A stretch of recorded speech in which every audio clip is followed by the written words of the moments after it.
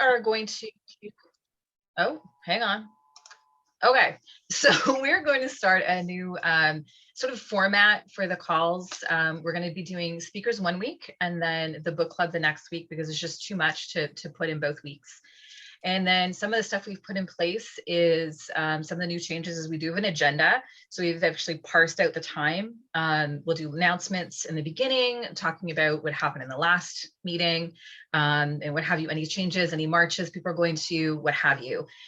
During the call, when we have a speaker, everybody needs to be muted so that they can speak for their length of time, which is about 35 minutes or so. And then we'll do like a 10-minute question period. So you should all be able to hover over, if you're on a computer, I don't know what laptop or on phones, but you can put your hand up. And the thing is, where did Kimberly go? Oh, there you are. Kimberly, can you show everybody how you put your hand up on the screen, how you put that little, do you remember how to do that? I don't have the hands up on my thing. Okay, there we go. So Joe put thumbs up. Yeah. Put his hand So, up. Where's that? if you have a question, you can put that up, and then just everybody sort of has to go in turn, because a lot of times I think people are super passionate about the speakers and they just want to get their questions out, and so they talk over each other a little bit. You can also put your questions in chat as well, and then Kimberly or whomever can actually say that as well. So we're going to do that. And then at the end, we'll do another announcement. We just want to make sure that we have everyone's email addresses as well. So if we don't have it, put that in the chat so they can grab it. The notes from the call and a recording of the entire video will go in an email to everybody.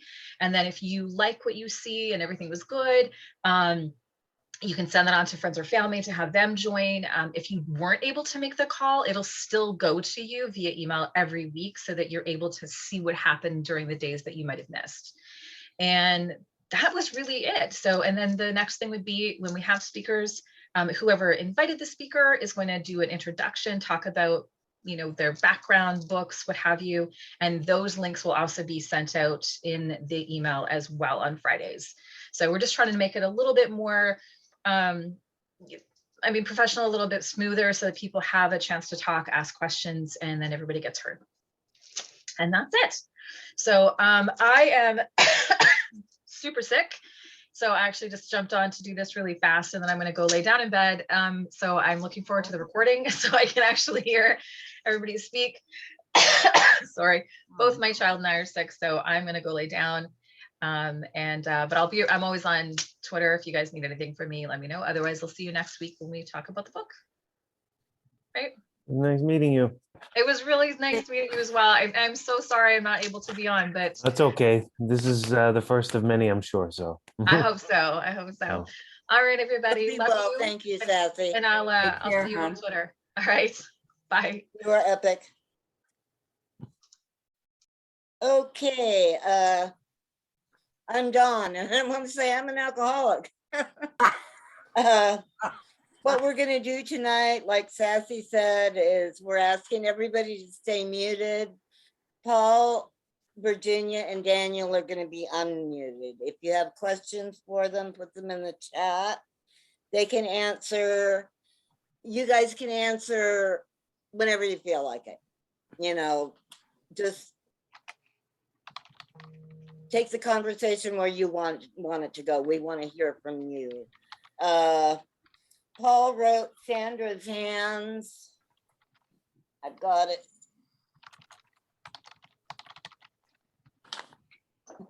On my cell phone, I was going to hold up a picture of it. This is Paul at Wounded Knee. He took a job as a teacher at the BIA in the early 70s. And he and his wife, Virginia, lived in the BIA compound. And he's one of those rare teachers that tried hard to engage with every child, figure out what angle they were coming from, and try to teach them how to be a human being. And this was in a time where the mindset was still kill the man, kill the Indian, save the man. He left a paid job at the BAI to take an unpaid job at the mission because he cared about the kids.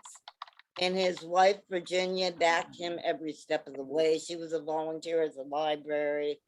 I mean, they did incredible things for those kids. And it was during the Reign of Terror. They had to walk a very fine line between the FBI and the Lakota, trying to protect the Lakota. And instead of just trying to teach them, they ended up trying to save their lives. And that's what Sandra's Hand arose out of. I am deeply impressed with you as a teacher, with you both as people, and with your partnership. I mean, you guys have struggled alongside each other. That was real clear throughout the book. And that's rare. I will mute myself and you guys can take it from here. Oh, well, okay, thank you very much for inviting us.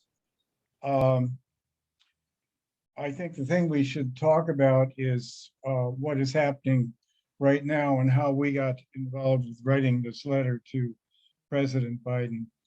If you're going to be reading Sandra's Hands, I don't want to go over all the story, but to mention a few things that I was hired as a Bureau of Indian Affairs 7th and 8th grade teacher in 1971. And it was, we lived through the siege and through the Reign of Terror. Probably the most bizarre thing was that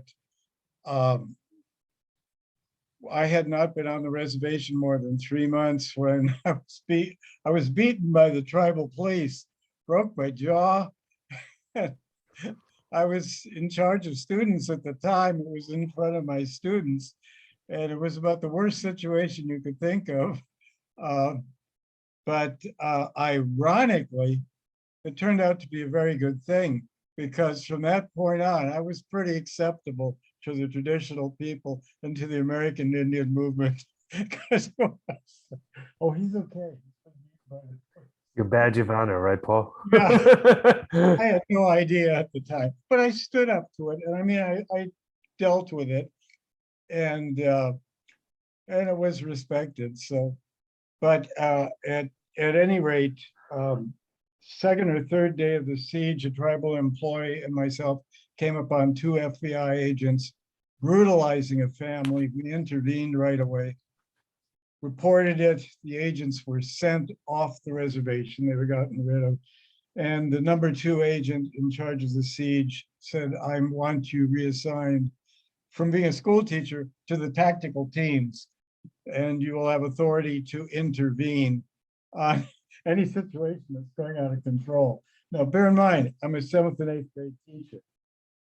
But unlike the FBI agents, I had military experience, 2 deployments to Vietnam, which they did not have. Mine were with a Naval Air Group, but I had military training and so on and so forth. So I did that, and indeed did intervene in 2 situations, stop the gunfire, stop things from going out of control, which was at times, it was somewhat dangerous, but also kind of amusing at times, because I had checked with American Indian Movement, with Russell Means in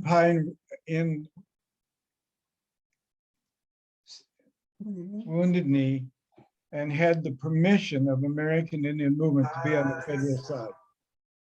And they said, you know, don't point your gun at anybody, don't shoot, ever fire your gun, but keep those animals from killing people, and we have no problem with you being on that side. So, and in one situation where we just had to stop the gunfire, we had an FBI agent who was screaming in panic. Ah! So Joe and I just stood up and said, hey, everybody, stop shooting. And it was immediately when the people are Wounded Knee. So it's Paul and Joe. Oh, hi. These other FBI agents and marshals were looking at this thing.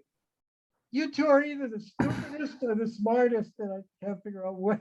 But, you know.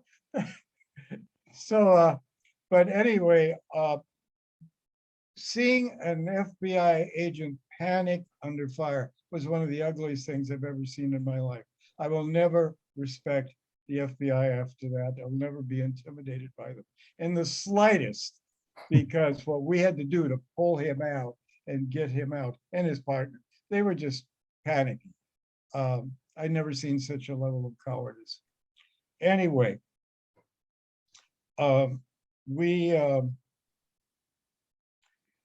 thing that has left a very big impression on us is what happened after the siege. Now, one or two of you may, I don't know you, you may have lived through this and experienced even more than we did.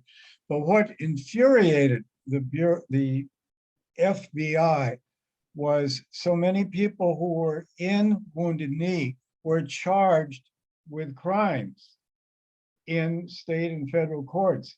And what was happening is the juries weren't convicting them.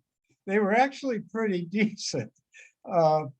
They they had some issues down there. We don't see this as a convictable crime. So the juries were letting him go, which just infuriated the FBI, because they felt this was a national humiliation and what had taken place at the BIA building in Washington, D.C. And for reasons unknown, they let Dick Wilson and the Goon Squad run pretty wild on the reservation. And those of you who lived through it, you know there were drive-by shootings, there were beatings, were very common. There were murders, there were killings. Sandra Wounded Foot, my student, was murdered, raped by Paul Herman, who was a BIA special investigator. We had another student shot, she survived. But it was a time that was indeed a reign of terror, and people were, especially traditional people, were gathering in compounds for safety. And it's not a pleasant time to remember it all, because there was so much violence that we encountered. I quit the Bureau, and we both stayed in Porcupine, a village 6 miles north of Wounded Knee, but we became part of a mission school there, mission volunteers, because I just in good conscience could not stay with the Bureau of Indian Affairs anymore. It was such a corrupt organization. And at that time, after Delphine Redshirt was shot, we wrote to the president and said, you have to get Indian police here to protect the children. And President Ford, the letter got right through to him, and he acted, which leads me to believe Biden might act from the communications he's getting today about Leonard. As we all know, Leonard was never convicted on the basis of any facts, any solid evidence. And the Ripley letter, Reynolds letter, right? Yes. Yeah, exposes that openly. So now the FBI at this point will attempt to intimidate even a president. They did it to several other presidents. They will violate the law. They will use extra legal procedures, and they will use third parties to intimidate.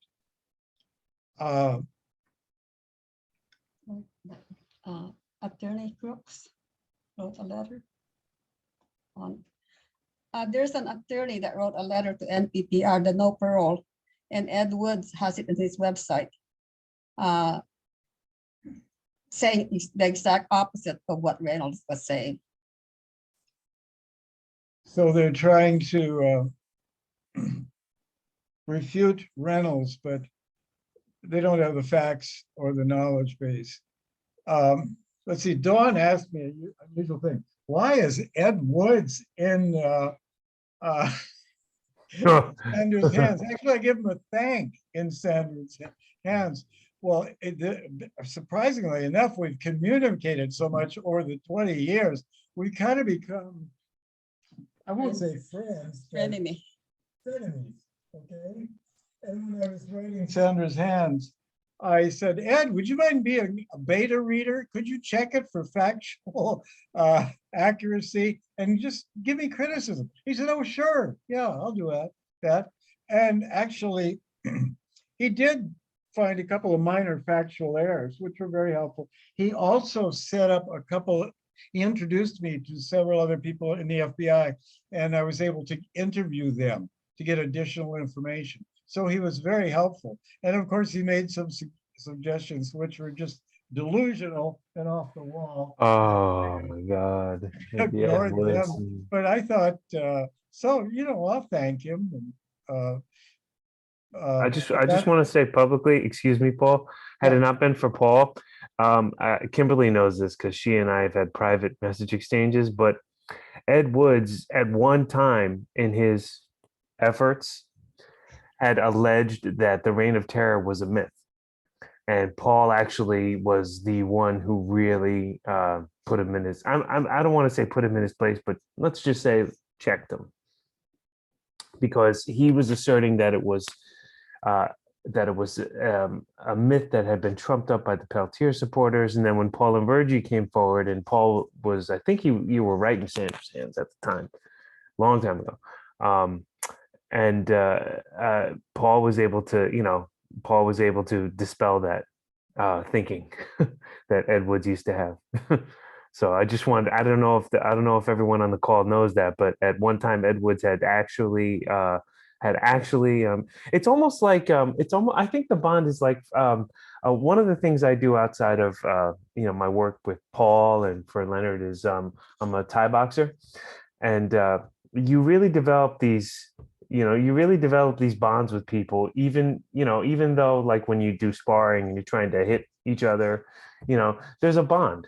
There's a bond that comes from that war, that conflict. So I think it's kind of similar to the bond that they kind of shared because they're both embroiled in this conflict. Paul's here, Ed Woods is there. But thanks to Paul was able to show Ed Woods the truth, which comes out beautifully in the book. Well, thank you. By the way, the letter that we wrote is he called me and he said, can we put this on the website? You were there. And he said, we've checked you out. You're accurate. He was very respectful. And it's still on the No Parole Peltier website to this day. And the letter was written over 20 years ago. But I pointed out that President Ford didn't think the Reign of Terror was a delusion. And it's a matter of record. The federal government intervened by sending 12 Indian police from around the country with one role to protect the children, which they did very, very well, by the way. They were incorruptible and dedicated to what they were doing. So my hope with all of you is that this bleeding wound, which for us involves Sandra also, can partly be healed by Leonard's freedom. It won't undo what has been done, but some of the bleeding will stop for many of us. And we're very, very hopeful. Well, 30 minutes. so I think there's so much we could say, but probably best to answer questions if you have any.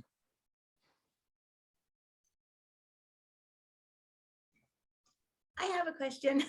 Yes. Hi, thank you so much for coming again. I really appreciate it.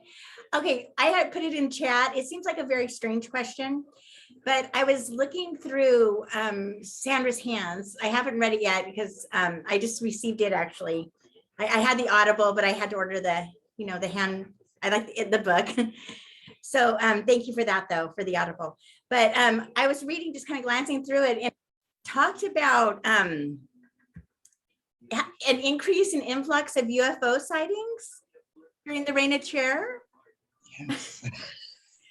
I was like really? Oh, yes. Can you This tell me a was, little bit about that? I was interested in oh, that. oh, it was very pronounced. Um, the local priest, Father Charles, saw the cook, Tommy's mom Yeah. at the mission. Something was hovering over her cabin, scared her, hovered for 45 minutes or so in the morning, and it really, really scared her. And it was metallic, and she could see it. And it was paranormal experience where we were under observation of some kind. And I was the science teacher at the mission school, and I started interviewing some of these people, collecting, on cassette tapes. And finally, the county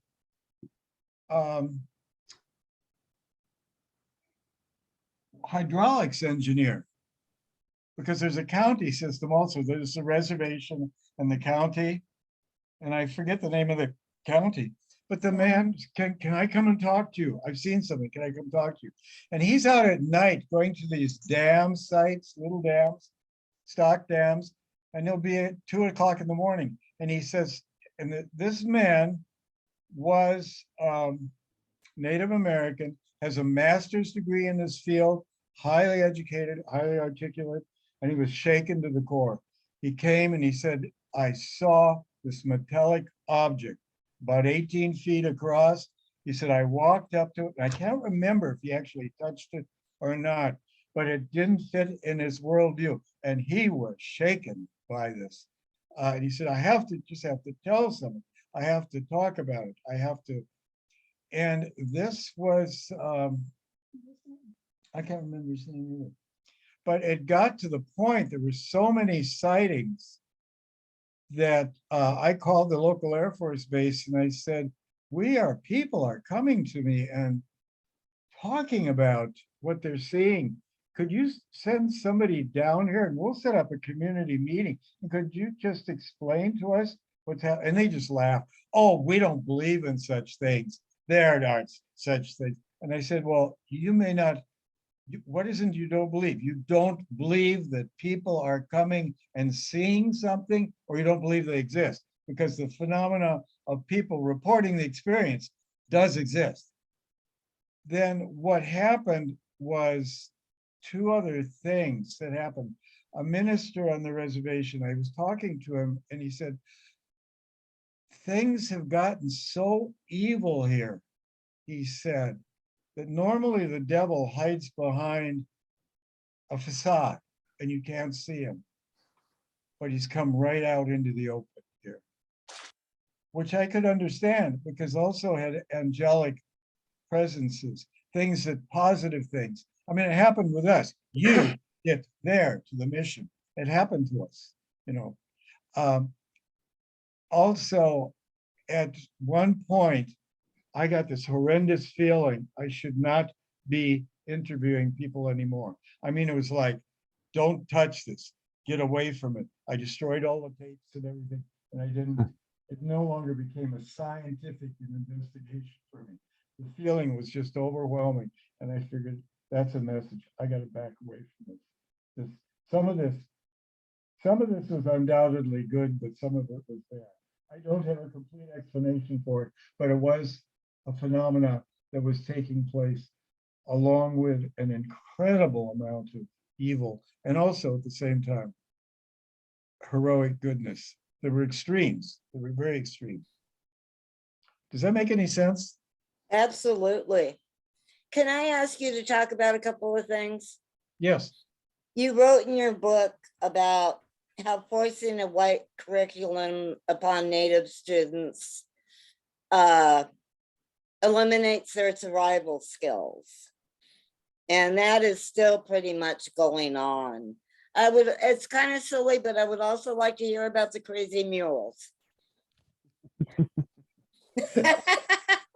He and Haw. Yeah. Well, I'll talk about the crazy mules first. Believe me, they were at the mission school actually They were a chuck wagon, a pair of mules, and they were crazy. They were as loony as could be. They had blinders. And the only thing in their state of consciousness was their next 3 steps, but they were totally cognizant and very adept at that.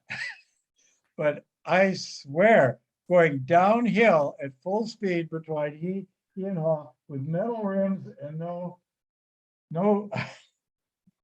Breaks. well, it was a brake, but no cushion of any kind, was the greatest speed I've ever experienced. And I've landed on a plane on an aircraft carrier before, but that was nothing compared to this. They were bizarre animals, bizarre. And the going home. And what was the other thing? Oh, curriculum. Yes, it was Scott Forsman back then. But it was cultural genocide. It was cultural reprogramming, cultural genocide. And I don't know what they're doing today, but the Catholic Mission School was way on the other spectrum of having a Lakota program, Lakota culture program, Lakota teachers. But the Bureau of Indian Affairs was, it was preparing kids to live in Poughkeepsie, New York, or Denver, Colorado. There was no identity. It was removing identity. And when obviously I was very aware from within weeks of being on the reservation, that removing identity is a form of cultural genocide. Particularly in Alaska, in the villages in Alaska, it's ongoing today, the same thing with disastrous results. Every culture has a right to perpetuate itself through education. And when the dominant culture takes that away, it's a form of genocide. In my mind, in our opinion. Very well said. Daniel, what do you have to say, my friend? Oh, well, I mean, Paul's such a great speaker.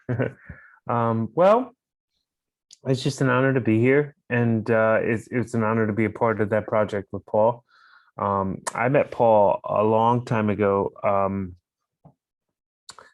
in the course of doing lead research work for a film on Leonard Peltier. And that's how we met, and he had finished SANDRA'S Hands, and we had interviewed Paul, and we had stayed in touch with him. But Paul was having a little bit of trouble finding a publisher. So I always believed in the book, and I always believed in the story of SANDRA'S Hands. And of course, he gave us a picture of Sandra. And to this day, until we had to start working from home, I've had Sandra's picture on my desk ever since I met Paul. Her picture has always been on my desk at work. So anyway, so we got the book published. And first, we had a great editor named Frank Anderson who came in and edited the book for us. Did a great job, and really helped Paul's voice shine even better and stronger. And then Audible Studios was interested in the audiobook production. And the funny thing was, when we were arranging the first publication, we were looking for someone to write the foreword, and I was trying to line somebody up. And then Paul actually out of nowhere just emailed and said, I think we're overlooking one of the most qualified people in the world to do this. 3 letters, capital, YOU. So I said, okay, well, that would be an honor, Paul. I would love to do that. So I wrote the foreword for it, and SANDRA'S Hands was released, I believe, in 2016. Right, Paul? The book, the first, the paperback and the ebook in the ebook were released in 2016. And then in 2019, production wrapped on the audiobook, which is narrated by Victor Bavine. And I voiced my own foreword. So if you ever listen to the Audible audiobook version, you will hear me voicing my own foreword, which is kind of cool because, I've worked for Audible 14 years now, going on 14 years. I work for Audible Studios, which is the audiobook publisher. It's the largest audiobook publisher for download in the world. And having SANDRA'S Hands come through and being a part of that was really an honor. And the funny thing is, not the funny thing, but one moment that I won't forget, I should say, it's a better way of phrasing that, was the day that I was tapped to go into the studio and record it. And as I said before, I've had Sandra's picture up on my at my desk, and I had every intention of bringing that picture into the booth with me when I read the foreword. And when I was on my way, the acquiring editor who signed Sandra's Hands, Audible Studios, I bumped into him and I said, "Oh, his name is Ryan." I said, "Ryan, I'm on my way to the studio, you know, to record the foreword." And he yelled out, "Well, don't forget to bring that picture of Sandra." And I said, "Oh, I'm one step ahead of you. I already brought it." And when I went into the studio to record it, you know, I was probably in there for about maybe a half an hour or so, but I really felt the most strong spirit overcome me. Like there was finally some resolution. No, I wouldn't say, maybe resolution is the wrong word, but there was finally some peace that was coming from this. And I emailed Paul right away and I said, "It's a wrap, Paul. Production has now wrapped." And I just got out of the studio. I brought Sandra's, I had somebody take a picture of me and I said, "Really, Paul, like I played the AIM song. I said, I really feel like she was with me." And Paul wrote back, "Oh, Paul," he said, "Oh, Dan," he said, I really have had the strongest feeling that she is fully aware of what's going on." And, you know, it's really an unfortunate circumstance where over the years, the devastation that has been done to the Indian community has reduced in a lot of ways Indian names to just names and statistics, you know. And I didn't want that for Sandra Wounded Foot, because this was a special girl. She had a special story and Paul had a special story, and I wanted that story to be shared. So she's not going to be just another name. Now she's immortalized forever. But going back to what Paul said, and I, you know, if you don't mind me continuing for a little bit, but to echo the reign of terror of what happened, I recently was able to obtain copies of the Oglala Sioux Civil Rights Organization's documents. This was the committee that was formed as a result of Dick Wilson's atrocities on Pine Ridge. I sent copies to Paul. And it is the only primary documents that we have related to what was really happening on Pine Ridge. And there was almost a sort of dictatorial rule going on with Dick Wilson. He presided over the reservation with an iron fist. And if you dared go against him, if you were lucky, you were just excommunicated from any kind of funding or aid that the tribal government could provide you. If you were lucky, that's all that happened. You know, which obviously is immoral and it's, you know, it's probably illegal. But even all that aside, the stories that you hear still impact the Pine Ridge to this day. You know, Paul, you know, Paul will tell you, you know, it's an emotional experience. Virgie, I'm sure, would agree. I don't want to speak for them, but I will say that in the course of the research I've done over the years, there have been some people that don't even want to talk about it because it was so traumatic. And there's never been any justice for it. So some of the work that Paul and I are trying to do is really almost the justice to try to help foster that justice along so that the story can be told and can be preserved, you know, because the fact of the matter is people really never investigated these crimes and they let these atrocities happen. And it's, you know, it's something that, you know, it's going to be unsettled until there's some form of justice. So, you know, to work alongside somebody like Paul's one of my favorite people. Let me tell you a quick story about Paul. Paul, please interject if part of the story is incorrect, but Paul was Leonard's chief witness during one of his parole hearings in the 1990s.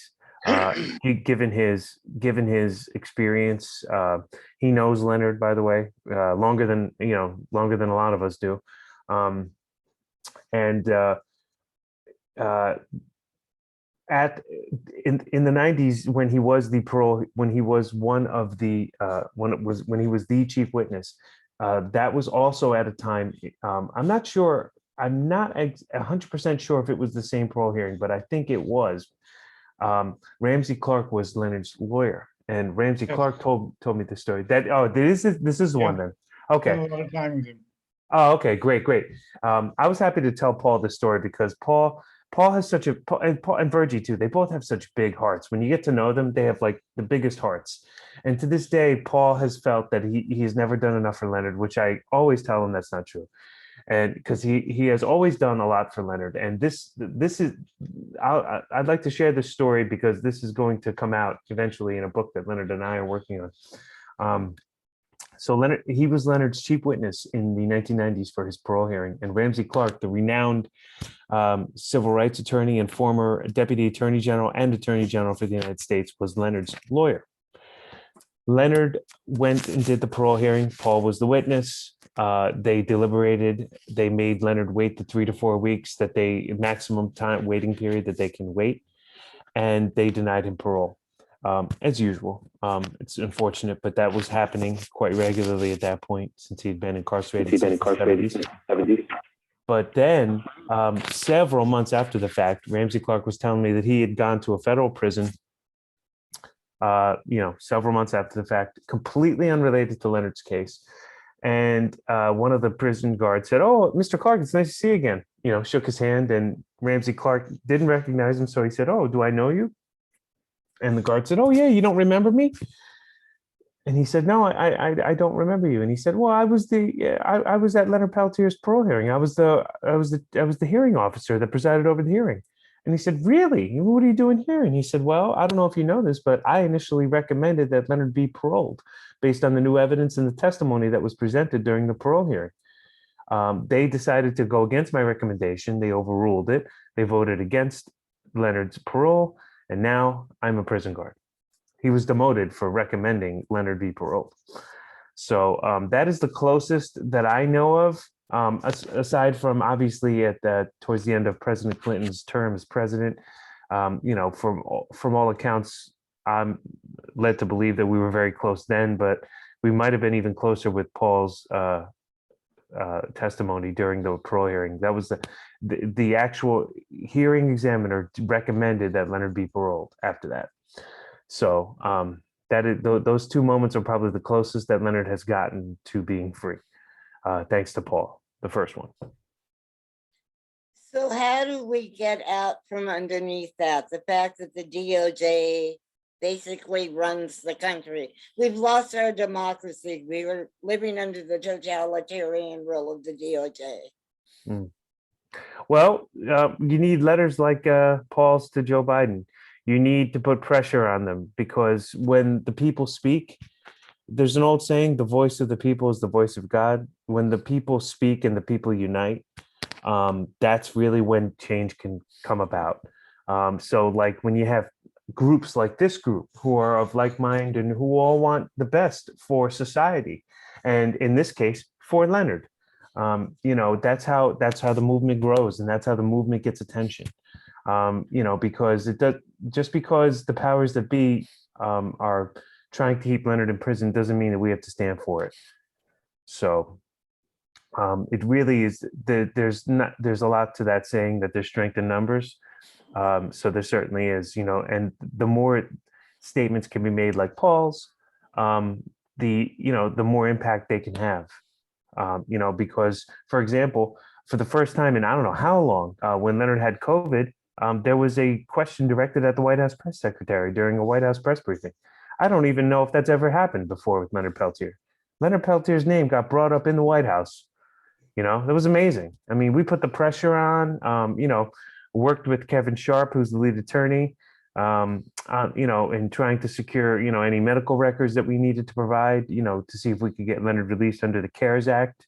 But that, things like that, that this year has been a very good year for Leonard as far as publicity goes. His name has been in the paper and on the, it is impossible that Joe Biden has not heard Leonard's name by now. By now, he has to have at this point, so. I write him a letter every day. Oh, good. And I tell him he'll have a grateful nation on SANDR'S if he Oh, lets yeah. Leonard go.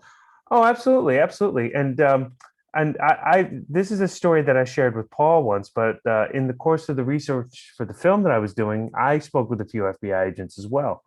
And one of them was a close, I don't know if it was a close acquaintance, but he was an acquaintance of Ron Williams, who who was one of the two agents that was murdered.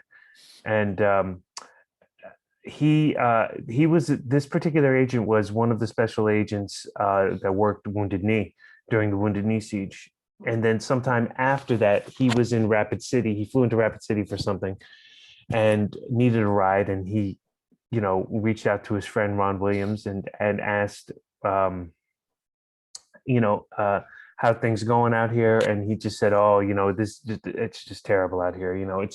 It's really bad. It's only going to be a matter of time before one of us gets killed. 2 weeks later, he was killed. So, things like that, the FBI knowing about what's going on, the FBI knowing, knowing of the situation, knowing of the tension. And we have Goon Squad members who have come forward to say that they actually provided funding and intelligence to their efforts on the reservation, which is true. That's criminal in itself, and no one is actually pressing charges against them or seeking legal redress for those activities. We just want to get a man who is wrongfully convicted and innocent freed from prison. So. Thank you for your efforts. Does anybody else have questions or comments? Kimberly. Oh, and I want to thank Kimberly for starting this movement. It's turning into a movement. She's a warrior, I'll tell you, Kimberly. Yeah, she is. Every day She she is. says, hey, Dan, check this out. Hey, look at this. So. And you're yeah. not like, I'm really like, I know I'm a little obsessed because I've gotten to know Leonard and he's a wonderful person, and he's taught me so much, and he's taught me how to be a better person. He's taught me about my my ceremony, all of the things that my family had lost. And I can't even, like, I'll get all teary. I don't want to start crying, but he's just a wonderful person. So anything I can do to help him, it's become he's my friend. Like, I'm heading out to see him in May, and we're trying to get Paul back in to see him. It's just his visitor list is full. He wants to see Paul again too. Paul, by the way, he definitely wants to see both Paul and Virgie, because he hasn't seen Paul. And gosh, when was the last time you saw him, Paul? Long time ago, right? Yeah, a long time ago. That would be good for him. Yeah, oh, it would be. And, and he loved Paul's book. And, Paul's just a great guy. It's nice for me to be able to come on here and just brag about how great a guy Paul is and how wonderful Virgie is too. She's just, Virgie, also, I want to just say this as an historian who specializes in this subject. If it wasn't for the women, this movement would not have been what it became. And if it wasn't for Virgie, SANDRA'S hands, remember that, Paul? All day, Virgie was putting it into the system, making sure everything was lined up correctly. I can remember Virgie saying, Dan, what do you think? Does this look good? Does this look lined up? Okay, cool, great. So if it wasn't for Virgie, that final push, SANDRA'S hands, wouldn't have been what it is. And it's just as much as, correct me if I'm wrong, Paul, but it's just as much as her story. Yeah. Virgie lived through it just the same. But had it not been for the courageous Lakota women, Wounded Knee would have never happened. And in these Oglala Sioux Civil Rights Organization reports, a lot of these documents written by men acknowledge that had it not been for the women, the movement wouldn't be what it is, what it wound up becoming. It was really, the men we didn't know what we were doing, but it was the women who stood up and said, where are our warriors? Where are you when we need you? And it motivated the men to stand up, so, had it not been for the courageous women, of the Oglala Lakota Nation, Virgie, the great women on this call, the movement wouldn't be what it is. So.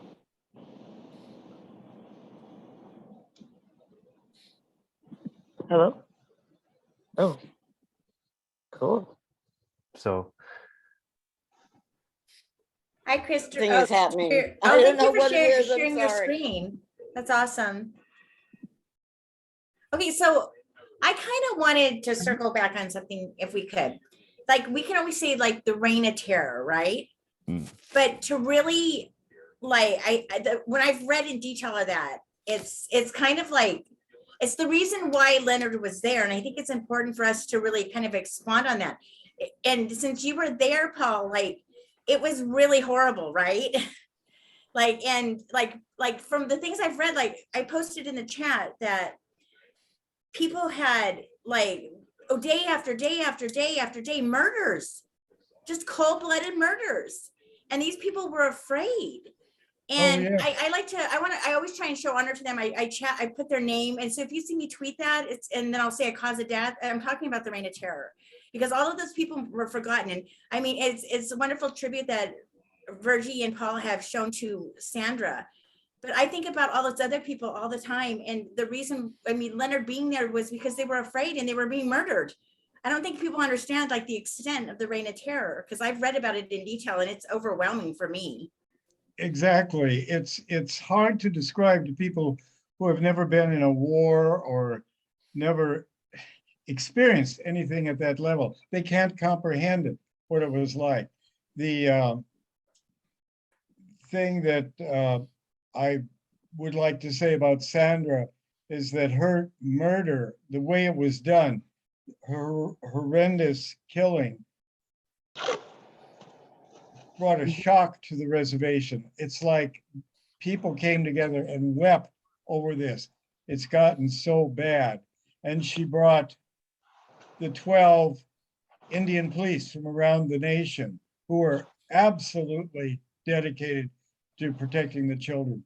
It was Sandra who ended the violence. Her life had more meaning than I could ever be aware of at the time.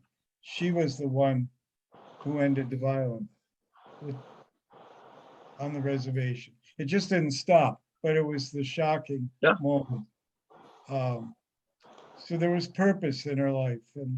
But one thing that motivates us is her killer spent 7 years in prison. It sure helps if you're murdering somebody to have a federal badge. Believe me, he was treated totally differently. And the two agents, in my mind, were not murdered. They died in an unnecessary gunfight, which should never have taken place. So did a young Lakota male, but that was just okay. In fact, the officer who shot him has bragged about it. I'd like to just piggyback on that. There is a sad tradition of assassinations in Indian country. Buddy Lamont and Pedro Bissonette. Well, Pedro Bissonette comes to mind first. Pedro Bissonette, he was, I think he was the president of the Oglala Sioux Civil Rights Organization, but he was incredibly involved in the efforts to gain civil rights for the traditionals and instrumental during the Wounded Knee Siege. The way he was murdered, he was at a sort of like gathering party, sort of in a very remote part of Pine Ridge, and there were friends that witness accounts who were there with him at the party that left not that long after he was. And again, if anyone on the call is familiar with Pine Ridge, there are certain parts of it that are just very barren.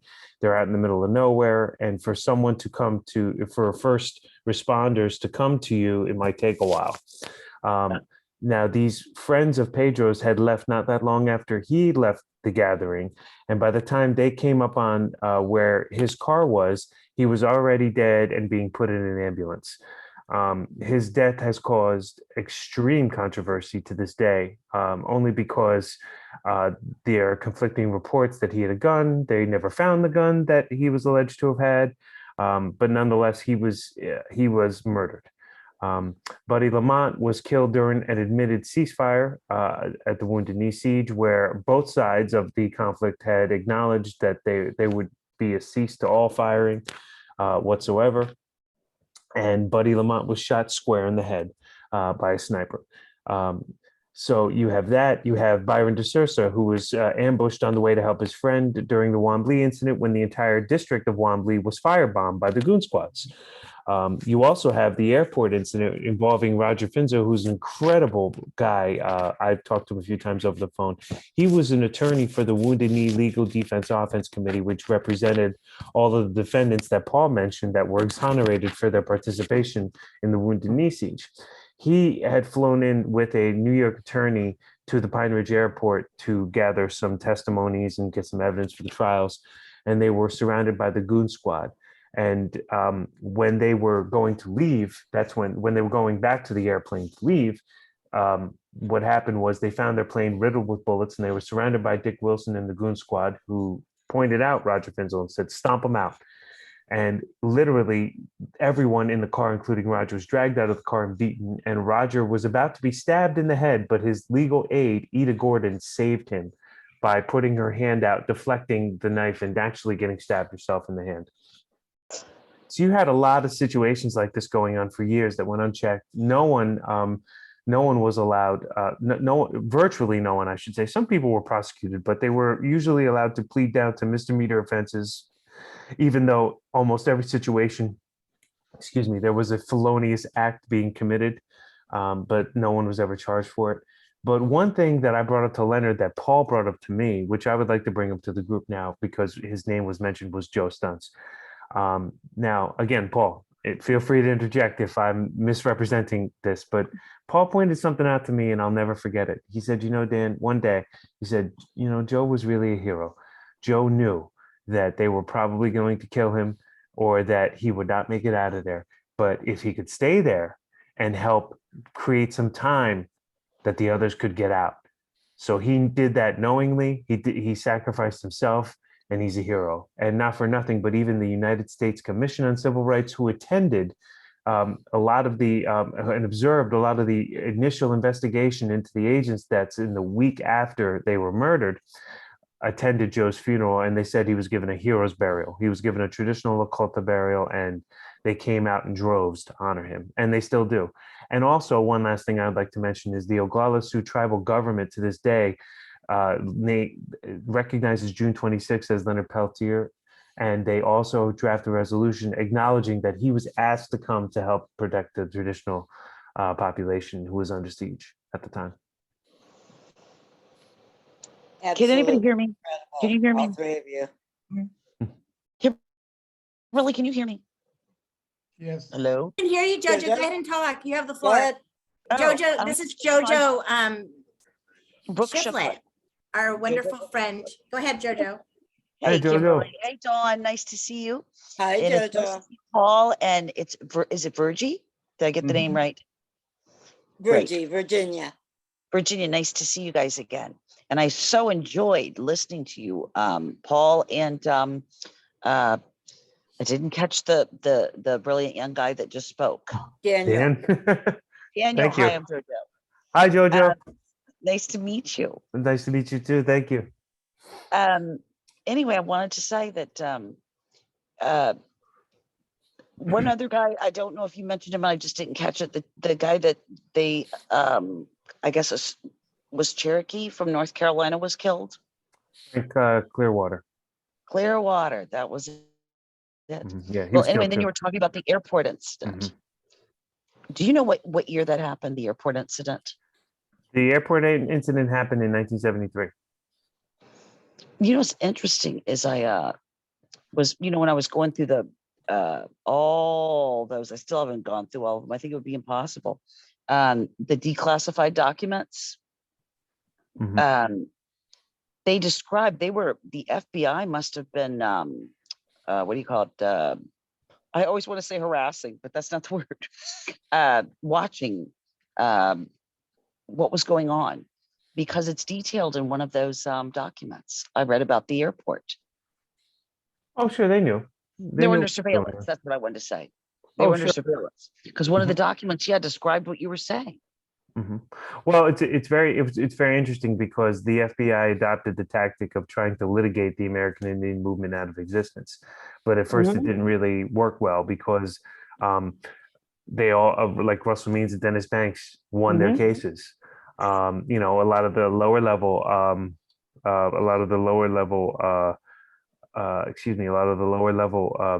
participants also won their cases. I mean, there were some convictions, but the majority of people were exonerated. But what really put the damper in aim was when the agents were killed, and then of course when Anna Mae was found dead, because it had a lot of the AIM leadership and AIM members kind of, wondering if someone, if there was a traitor in their midst, because that was another thing the FBI was very good at doing for all the movements, not just AIM. They were very good at creating tactics and inputting operatives to direct acts that would create inner conflict within a movement. They were very good at that. Yeah, They there did was that quite well. Yeah, the COINTELPRO strategies. Yeah, put your leaders on trial, like you said. And I call it, what was that? I called it one night. It's execution of leaders by prosecution. Oh, that's a good way of putting it.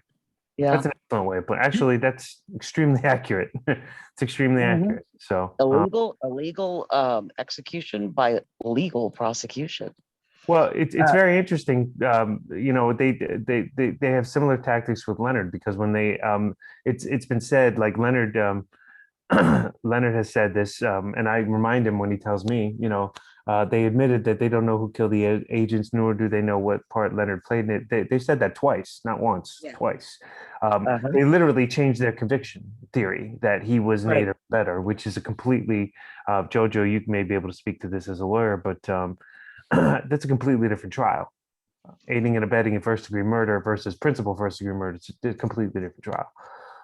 You know, and in that case, the best argument could be made for the tensions on the reservation that led to what, you know, the tragic deaths. And one thing, if you don't mind my saying so, that I want to bring up, Bruce Ellison, who is the only lawyer that I know of who is still alive, that is still working Leonard's case, and a dynamic individual. First time I interviewed him, he said to me, he said, you know, this is a very interesting point, that all throughout the testimony in the trials and in subsequent interviews and books, etc., the Peltier side always expresses regret that 3 lives were lost that day. Yes.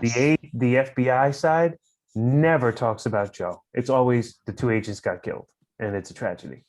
Never, ever do they talk about the loss of life, nor do they mention that Joe Stuntz was the same age as Kohler, had 2 kids the same age as Kohler's 2 kids. Now, they were apparently on the outs from what I'm told. I don't know if this is true, but Joe had 2 kids. He had 2 kids as well who lost their father. But they don't talk about that. They only mention the agents. So it's very interesting if you look at it from that perspective, how there's more of a value of, it seems to be, at least on the surface, that there's more of a value of life on the Peltier side of this conflict versus the FBI side that just likes to acknowledge the 2 agents that were murdered. Yes, I agree. I totally agree with that. Absolutely. I didn't realize that Bruce Ellison. It's time to wrap this up, guys. Well, I've enjoyed it. Do you want to run over a little bit, or do you want to end it on time?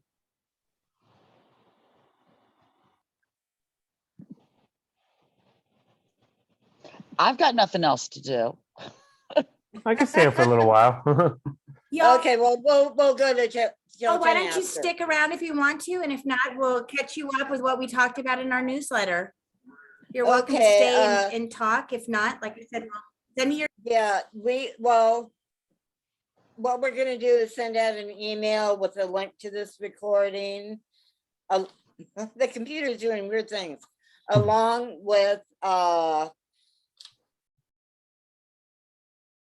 room for suggestions. If there's something that you like, that you want more of, let us know. If there's something you hate, let us know. I seriously want to thank all of you. You two changed history. I mean, you truly changed history. And Daniel, you are just dynamic. Thank you. If you would talk amongst the 3 of you, I have known of Sandra for decades. I knew a friend of hers that left the reservation. She was so traumatized. And I did not know her name and her story until I read Paul's book. I would love to do a portrait of her if you want to. Oh. If you think that would be okay. When I've done people that have passed, they've helped me. I'm drawing Rolina right now. I'm obsessing on her eyes, but I would love to do a portrait of Sandra. Anyone who hasn't read Sandra's Hands, you're in for a real treat. It's not just because I'm involved in it, but it is one of my favorite books on the topic because Paul had a unique, and Virgie as well. They had a unique vantage point. They weren't, you know, they weren't AIM. They were certainly not Goon Squad, you know. So, but Paul hit it right on the head when he told me. He said, Dan, I left one war zone only to go into another one. I have not read it, but I'm excited to read it. We're just so grateful that you, gotta see. you all came. There's a picture. Now, Paul knows him. There's a picture we met, Preston and I. Paul knows Preston as well. He was the director for the film I was doing research on. We met Jones, Sandra's brother. And there's a picture I have with him somewhere. I just don't know where it is. But and he remembered Paul. Was he one of your students, Paul Jonas? Yeah. Yeah, that's what I thought. Yeah, he was one of your students. Yeah.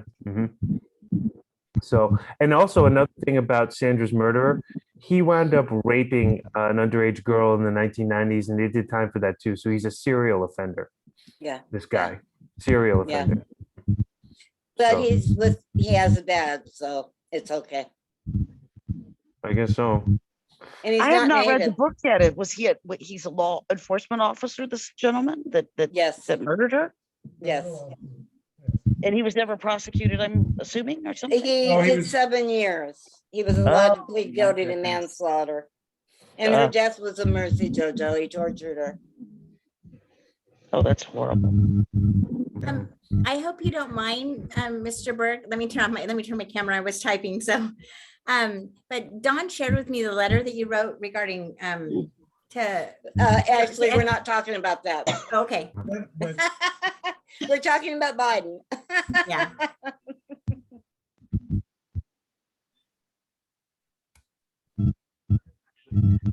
Well, I must say, Leonard's really happy about the book club. He's super happy about Paul, being a part of it. So thank you all for all your work that you're doing. It's great. There's lots of cool things coming. More information is going to be released. So there's some exciting things in the works. This has been, I must say, like, this is an energizing year for the Peltier movement. There's a lot going on. There's articles I've heard Leonard's name. Leonard was on CBS News. I couldn't believe it. Leonard was Did on. you see Jennifer Bendery's latest article? She Huffington called the Post. White House Mhm. to ask if Biden was considering clemency. The FBI called her and said, no, we're not letting him out. I floated this to Leonard, and Leonard didn't seem that he would be against it, but I think it would be. And Paul, I'd be interested in your thoughts if the sentence was commuted to time served. Oh, Jojo, you too. Yes. Weigh in Oh, on that, wow. please. If the sentence is commuted to time served, then the FBI can say someone was punished for the deaths of the agents. Exactly. They could say say let- this. No one could ever say Leonard was a rat, which we all know he isn't, and Yeah. that's something he's very passionate about. Yes. So And they could say face. yeah, they could say face, Yeah. and nobody loses. I mean, Paul, Jojo, your thoughts? Honestly, I'm surprised that no one has brought it up before. I Wow. assumed that it had been tried. Well, I can only comment on what I read, and I said, and Leonard, because I was very nervous, because when I brought it up to him, it was when I was right across from him and I was visiting him. So what happens if time served? He said, well, I'll go home. And I said, oh, well then, that's probably a good sign that he's cool with that.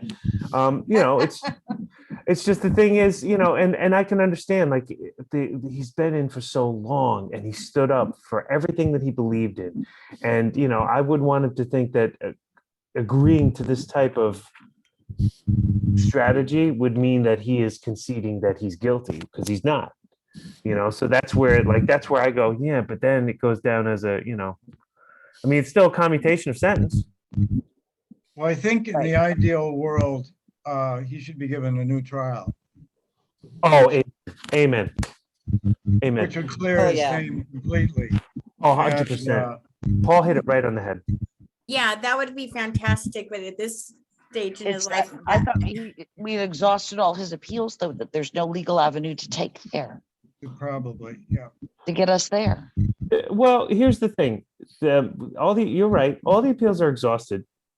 But what I'm told is, we have to keep going through these documents, because if something, explosive is found, we might be able to get to court. It would have to be something like very explosive, not like, something that none of us knew, something that's buried in the documents. Like, that's what I'm hearing, that it is possible that we can get into court, but we would need something irrefutable. Like, for example,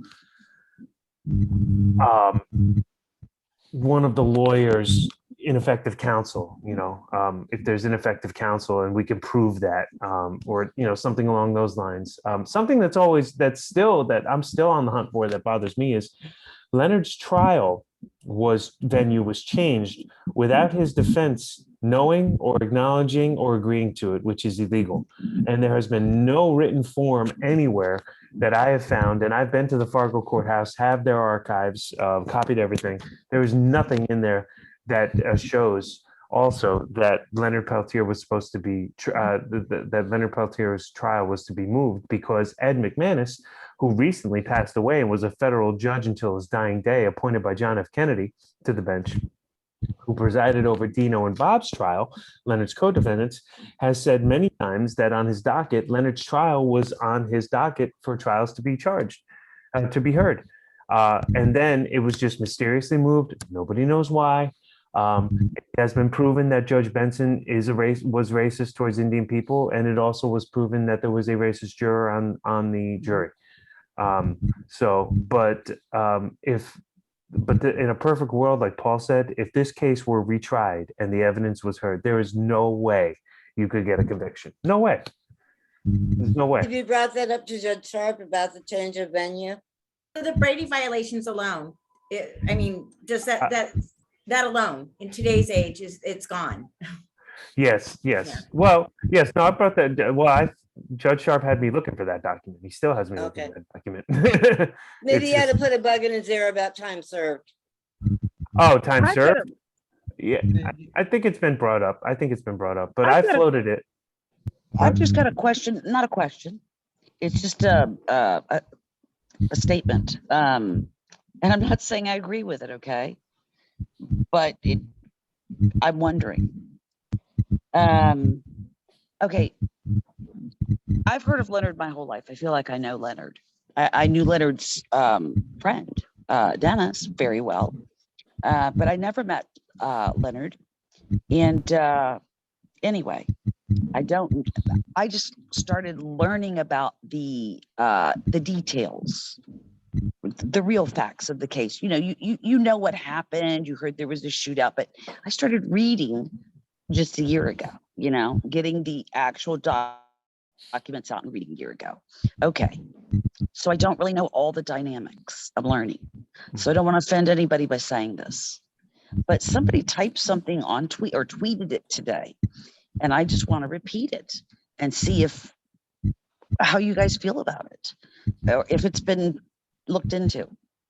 We know that our main opposition, we know that if the FBI hadn't had those, 500 agents or mainly retired outside of Clinton's White House, that Clinton would have probably signed, I don't know if it was a clemency thing then or what it was. They were seeking, there's clemency and then there's, I thought there was another word I was looking for, but anyway. Pardon. Yes, pardon. Thank you. Thank you so much. I had COVID. I have brain fog. It drives me nuts. But anyway, somebody tweeted today. Did anybody else read it? About, the fact that we know our main opposition is the FBI, right? Has anybody ever thought about speaking to the families and seeing if they would, it's happened before, and seeing if they would maybe support if we reached out to them and spoke with them, that look, here's what they did to Leonard. Because these are regular people. They probably don't really know as much as we know sitting here about, the COINTEL strategies that were done to Leonard. I don't think they know everything we know. The families of the FBI? Yeah. Yeah, the families Okay, of okay. the two shot victims. Yeah. I mean, it's That's happened a in other good idea. cases. That's how people get released. The families come up and say, look, we forgive them. If they did do it, we forgive them. And, you know, we don't know if they did it. I mean, Kennedy, the guy, was it Suram? You had some of his children who went to bat for his pardon last time. He didn't get it, but like 2 or 3 of them went to the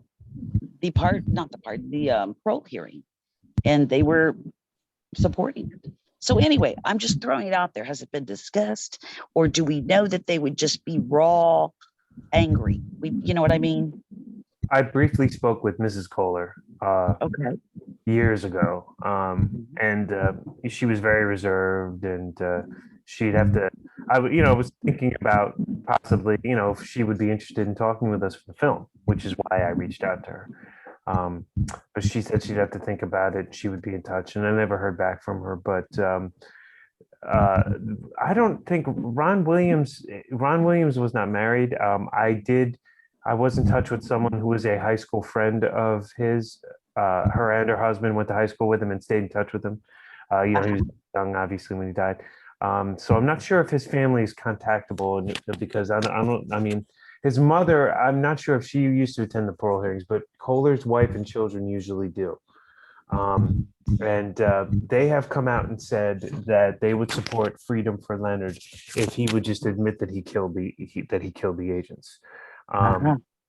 And Ed Woods himself has said that he would support release for Leonard if Leonard would just admit that he killed the agents. So I'm not sure. I mean, time heals a lot of wounds. It heals most wounds, I think. So I think there's some merit to that. Maybe I still have, Mrs. Kohler's number somewhere. But I also kind of think it serves to the testament of Leonard's conviction. I mean, this is a guy who was told that, like, by his oppressors, that he'd be free if he would just admit to something. And I mean, And I you know think what? it's a, For the record, I don't believe Ed Woods. Okay. no. I mean, I'm just saying, like, think about it like that. Like, I mean, Leonard could have gotten out if he just said, "Yeah, all right, I did it." Oh no, you're absolutely right. No, I think But it shows, he never did. a great deal. So that's that. Yeah, you have to be careful with that. And it would have to be the right person that reaches out to her. Oh, absolutely. I wanted to add something to that. Am I unmuted? Okay. So there's a video. I don't know if any of you have seen it or even how old it is, but it was made by the FBI, and they do interviews with the family members. And I don't know. I think that I don't know, the way the FBI approached it, it was like, it felt to me that they were just, I don't know. You'll just have to watch it. But there is a video done that was funded by the FBI regarding the family and the FBI gentleman who Williams and Kohler. So Well, I it's mean, good, but you know what? I'm so glad to hear, though, Daniel, that you spoke with her, and to hear that she was at least open to discussing things with you. And I mean, I'm not saying let's do it, but it's a thought. That's something, like, to tell you the truth, Kevin Sharp is great.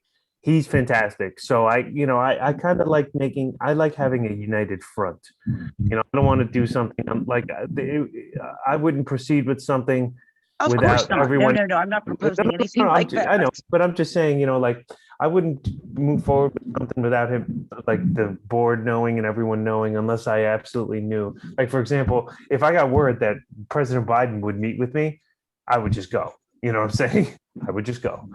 But I'm open to anything at this point. And I think Leonard is too. But at the same time, it's very odd that, like, I mean, Leonard has been incarcerated for over 40 years. Why is this still necessary? I mean, he's given his flesh. He served more than half of his life behind bars, and a good portion of it in solitary confinement also. So, but yeah, there's a lot of any move we would make, it would have to be, as a whole united front. Absolutely. Yeah, that's why, it's important to, make sure that, that it's a united front that's going, and making that statement. So, Yeah, But, yeah, absolutely. Paul's letter is great though. And coming from someone like Paul, like, it doesn't matter how much I know or what my title is in the committee. Paul lived through it. So Paul's letter, excuse me, has a lot of weight to it. So, and his letter to Bill Well, Clinton both was awesome too. Reynolds and Ryan said that nobody has looked at the FBI's role in this whole thing. Oh yeah, Judge Haney famously said that the FBI is equally responsible, and they are. They really are. They let this happen, and they knew it was happening. And instead of being the investigative body that they were, they opted to be a paramilitary body instead. Yeah, I just add to that, Please. with all the killings and drive-by shootings that were taking place at that time, to have two agents in two cars come driving rapidly into a compound, searching for somebody who'd stolen a pair of used boots, speaks to the level of training and preparation that these young agents were given. It's the equivalent of the Russians sending these one-year conscripts in to face the Ukrainians in the current war. They were, the level of training and preparation by the FBI leadership and indoctrination was totally inappropriate, and they were primarily responsible for the death of those young men, in my mind. And I was involved in between 19 and 21 live fire incidents on the reservation. And by the way, never fired my weapon at any means. Stopped two of them, but I've seen it. And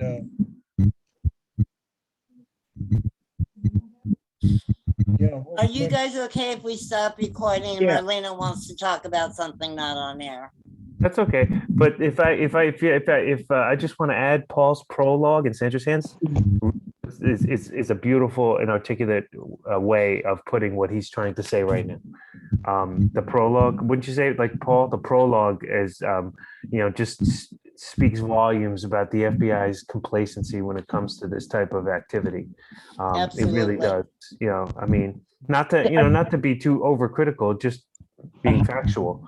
Like the prologue. Well, I don't want to give it away, but You know But, what's I sad want is you to.